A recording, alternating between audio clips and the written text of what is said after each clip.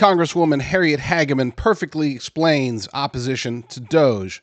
And to be technical, there's really three different types of opposition to DOGE.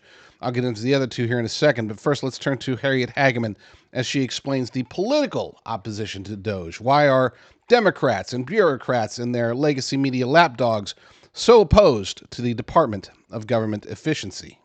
This is probably the closest thing that we will have to zero-based budgeting in the federal government in my lifetime. And that is that all DOGE is doing, all his IT folks are doing is going into these agencies line by line by line, identifying program by program by program, and finding out how much is being spent on each and whether that is a legitimate expenditure of federal funds.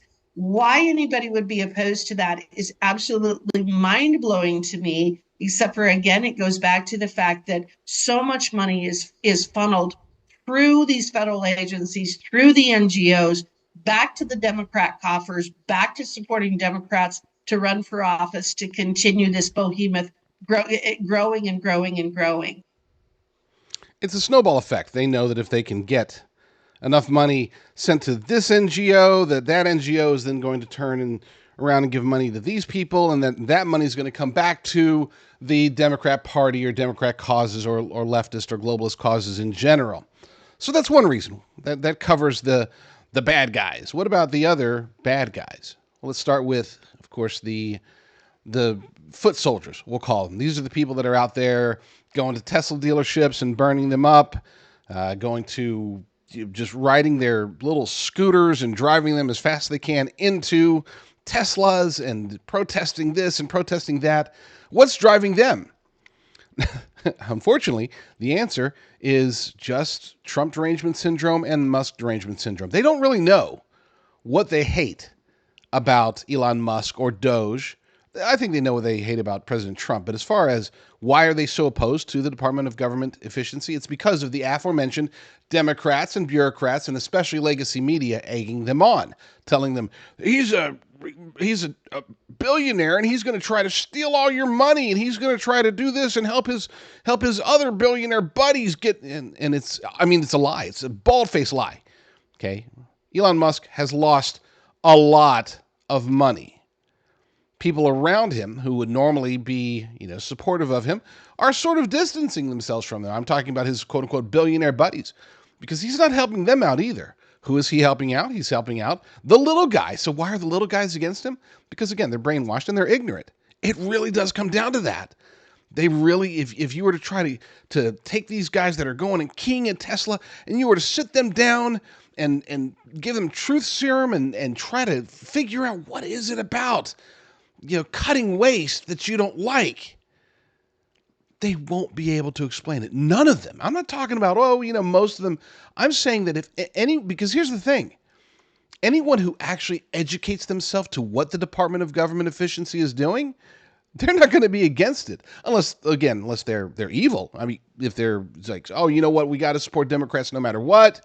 Even if it's going to steal money out of my own pocket and give it to them, hey, at least they're not Trump. At least they're not a Republican. At least they're not those racist bigots that are out there, whatever, But then that brings us to the third group.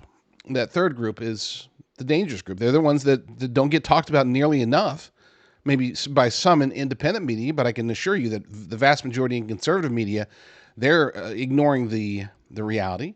And of course, all of legacy media, they're all ignoring it. And that's the fact that the Globalist Elite Cabal, I know the boogeymen, right? They say, oh, that's a conspiracy theory, but it really is true. People like George Soros, Klaus Schwab, and their entire ilk, okay, Barack Obama. The Globalist Elite Cabal is driving all of this. And it's not because they're getting paid, to be clear. They're not sitting there thinking, oh my gosh, this is what separates them from like the Democrats and the bureaucrats who are on the take versus the actual leaders of the cabal. They don't care about getting paid. They're not getting a penny from any of this stuff. They got plenty of money. They can print money. They can steal money from 1,000 different places. This is all about control. This is all about being able to take our money and use it against us in thousands, millions probably of different ways. How could it possibly be millions of different ways? Well, if we count each individual program and each individual anti-American person who's being paid or otherwise coerced into working against us and against our interests and against our Constitution, yes, we are talking about how our tax dollars are being used in over 1 million different ways to try to destroy us. Thank you so much for watching. Please go to jdrucker.com/find, jdrucker.com/find for my Rumble, YouTube, X, Brighteon, BitChute, Apple Podcasts, all of the various places where you can subscribe to my work.